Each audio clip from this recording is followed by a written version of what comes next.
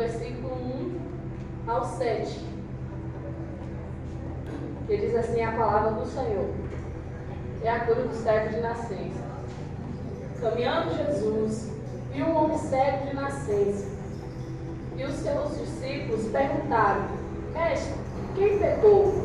Este ou seus pais, para que nascesse cego? Respondeu-lhe Jesus: Nem ele pecou, nem seus pais, mas foi para que se manifestem nele as obras de Deus.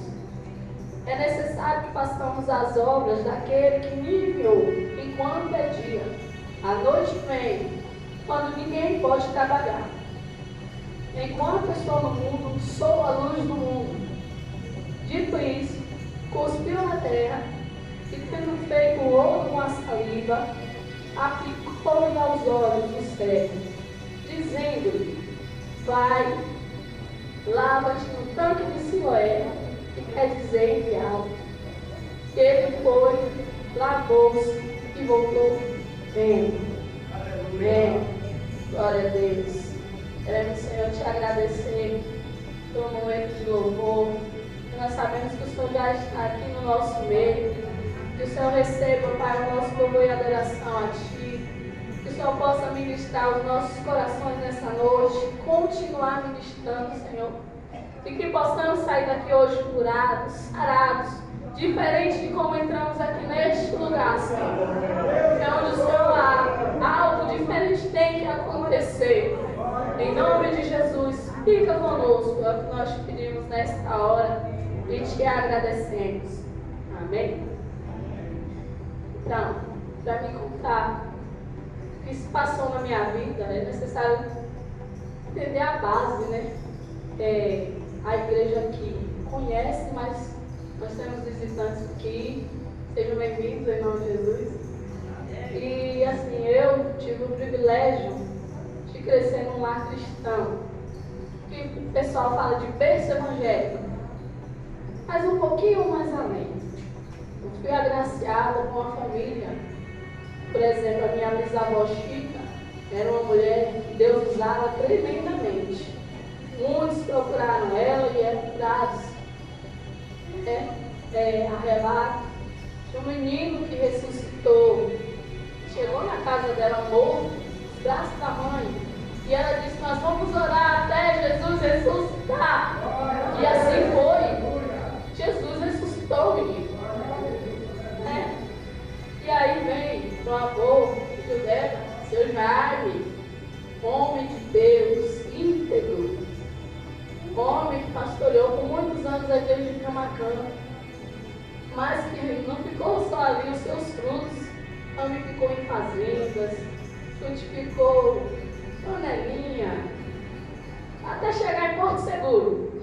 Aí vocês têm uma noção. Ao Brasil, panelinha, Itapebi, Cheiro do Progresso, Itabela. Só não é Nápoles porque já tinha um local, né? Porque senão até é Nápoles. Mas até Porto Seguro. Teixeira de Freitas ele iniciou. Teixeira de Freitas, meu pai pastoreou lá também por muitos anos. Onde eu nasci. E vivi até os 15. Por aí, né? 15 anos. Enfim, minha bisavó, meu avô, meu pai. Todos vocês têm o privilégio de ver e ver que é um homem que busca viver segundo a palavra de Deus. Né? São exemplos para mim, tanto ele como a minha mãe, em todos os sentidos. Nunca vi meu pai gritar com a minha mãe, nunca vi eles brigarem. Viu? São exemplos em tudo, para mim, inspiração mesmo de Deus. Meu tio também, como meu pai, pastor, e assim vai. Uma família abençoada em nome de Jesus. Meus irmãos, Marcos e Márcio também são bênçãos. E enfim, desde muito cedo eu tenho assim, a convicção de quem é Deus e do que Ele é na minha vida. Desde muito nova.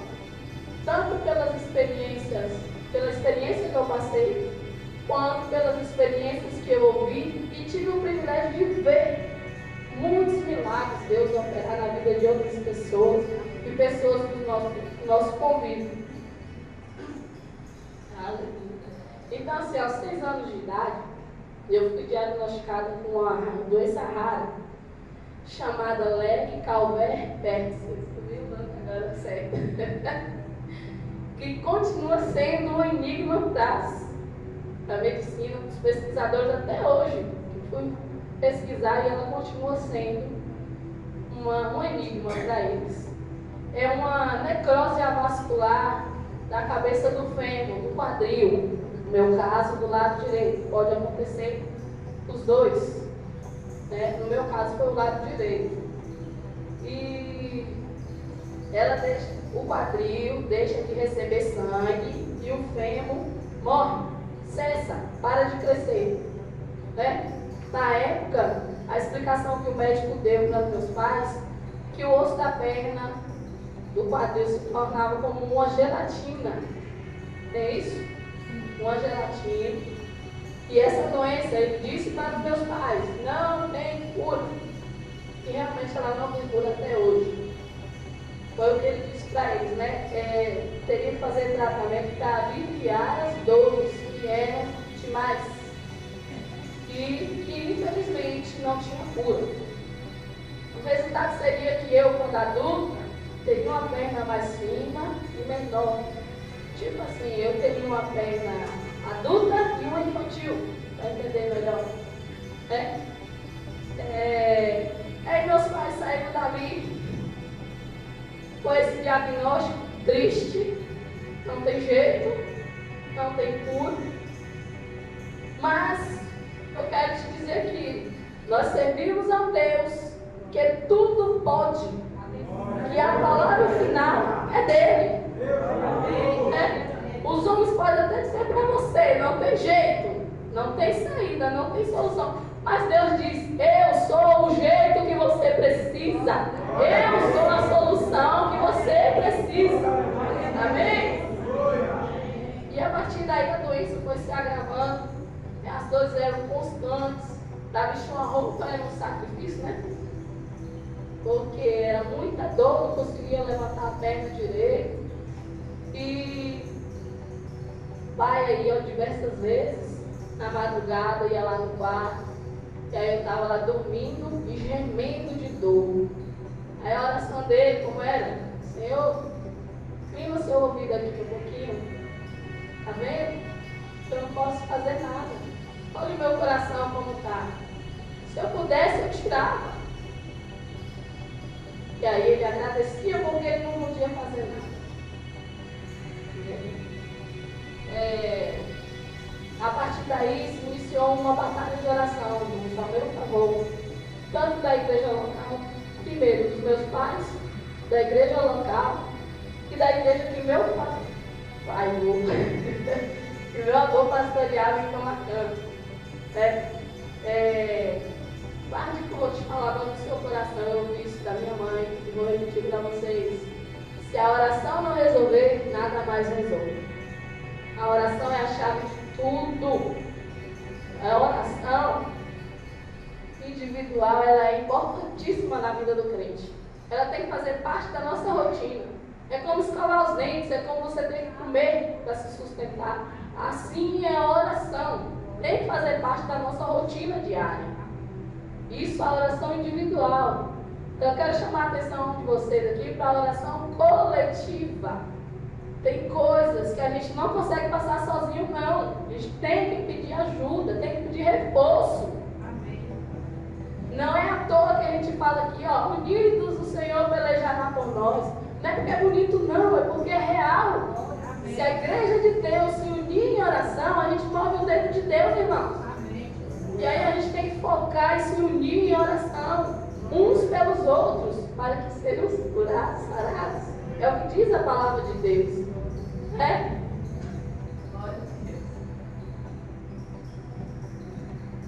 Glória a Jesus. E às vezes quando eu estava brincando, passava correndo, aí eles falavam, menina, você não pode correr não. Esqueceu da sua perna, para de correr. A minha resposta para eles, com 6 anos de idade, tu já orou? Sabe o que é isso? Então oração, fé. A fé é importantíssima, é um elemento principal para que os milagres aconteçam na nossa vida. E aí passou 6 meses do diagnóstico, né? O pai fez um culto de ação de graças, como este que nós fizemos aqui hoje. Nós fizemos hoje já agradecendo, né, pelo milagre que aconteceu. No meu caso ele fez porque eu ainda não tinha recebido o milagre. E aí nesse culto houve uma profecia: vai, lava e vê. A mesma do cego aqui, ó. Por isso que essa passagem é tão afetiva para mim. Assim, não tem como eu falar do meu milagre e não contar a do cego também, porque saiu também para Rafael. O Senhor falou para ele isso: vai, lava e vê. Eu disse: pai, se quando ele quiser educação, não vai ter mais. É assim que foi.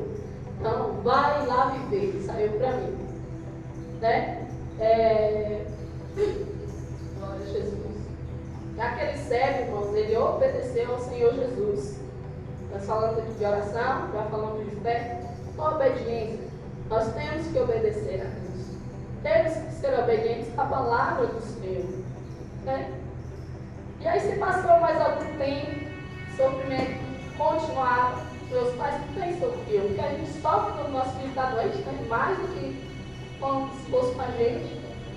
E eram muitas dores, foram muitas lágrimas, mas também muita oração. É importante a persistência, perseverança. O que é perseverança? É não desistir. É você bater na porta e insistir até Deus ouvir, até Ele te dizer sim. Então é necessário perseverar, principalmente na oração. E já dava para perceber quando eu andava, né, um ladinho atrás do outro, andava mancando, as pessoas, o que ela tem? Aí já andava mancando, já era visível, os olhos humanos também.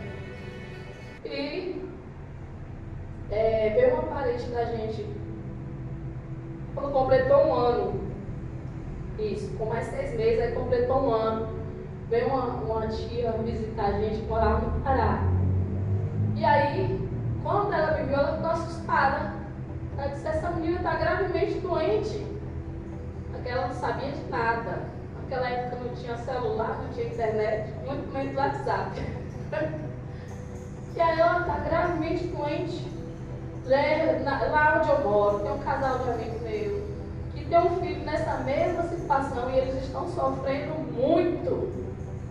Agora leva urgente para Brasília, porque lá tem um recurso para isso.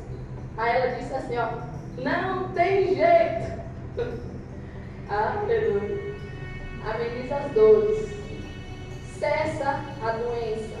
O que ela desgastou, já desgastou, não tem mais jeito.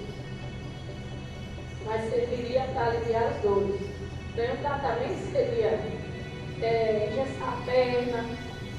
E às vezes tinha que engessar as duas, tinha que colocar algo no meio para não se mover de jeito nenhum. Porque só a criança ficar imobilizada, né? Teria que andar de muleta, até cirurgias tinha que fazer. E mesmo assim ficaria sequelas, né? Meus pais conseguiram marcar consulta no telefone. E no telefone mesmo informaram que a gente ia ter que ficar, eu teria que ficar internada 15 dias. Para daí ver o que analisar o meu caso e ver o que poderia ser feito, né? Quais seriam os próximos passos, as próximas etapas. Uma dificuldade para chegar lá, né? De Teixeira para Belo Horizonte, de Belo Horizonte para Brasília. O ônibus só tinha um lugar vago e lá no final, no último. Viajou quase 10 horas comigo no colo. E aí quando chegou em Brasília, nós fomos direto para o hospital. E o táxi parou a 200 metros do hospital. Tinha que andar, esperar. A mulher disse que eu chorava de dor. E ela sem poder fazer nada, porque estava com a mala. Foi pronta para ficar 15 dias, ia ter que ficar nessa ida e voltar, né? Só tinha na época o Sara em Brasília, hoje já tem Salvador e outros estados, né? E ela: Renata, Tatinha, calma, tá chegando. Espera mais um pouquinho. Quando entramos, eu estava atendida, o médico tirou várias radiografias e tudo quanto é gente. Eu até esqueci de trazer, que eu tenho a radiografia até hoje, que mostra a doença, né? Eu diagnosticada com a doença. E mãe levou uma, levou a de Brasília, levou uma para Brasília. Levou. Você vai entender que todo mundo levou. Então, tirou 3 para comprovar que eu tinha. Não tá comigo, as outras. Aí, isso foi pela manhã. Quando foi mais tarde, chamou novamente e ele pediu para minha mãe me colocar na maca. E aí, ele esticou minha perna, minha mãe pensou assim, vai, tá, se preparando, né? E o quê? Ela estranhou, claro, né? Para vestir uma roupa era um sacrifício, né? E aí ele continuou mexendo na minha perna, mexe pra lá, mexe pra cá, ela vai acontecer alguma coisa, ela vai gritar. Será que tá com vergonha? E aí o médico, ele tinha essa radiografia na mão, que mostrava que eu tinha doença. Ele pegava aqui, tinha, mostrava, comparava com as outras que ele estendeu assim, ó, na luz, né? Que ele tirou lá várias. E olhava para a radiografia com a doença, e olhava para lá, chamou uma, e mexia em mim, a perna, chamou uma junta médica, conversava com o cara dele, mostrava a raio-x, que comprovava a doença, que olhava para lá e conversava e tal. E ficou nesse tempo, manhã sem entender nada, né? E eu quero ser boa comportada, quietinha da e aí os médicos saíram dali e o que nos atendeu chamou a mãe e disse assim, senhora, essa menina não tem essa doença não. Vai lá me ver, cheguei lá com a doença, mas saí curada. A partir daquele momento eu recebi a cura. E esse Deus que fez essa cura no cego, que fez na minha vida, Ele quer e pode fazer na sua. Seja doença física, seja na cabeça, seja espiritual. O nosso Deus pode todas as coisas. E Ele quer, nessa noite, trouxe você aqui hoje para dizer assim, ó, acredita, tenha fé, ore, persista, insista, que eu vou te dar a cura. Amém? Glória a Deus.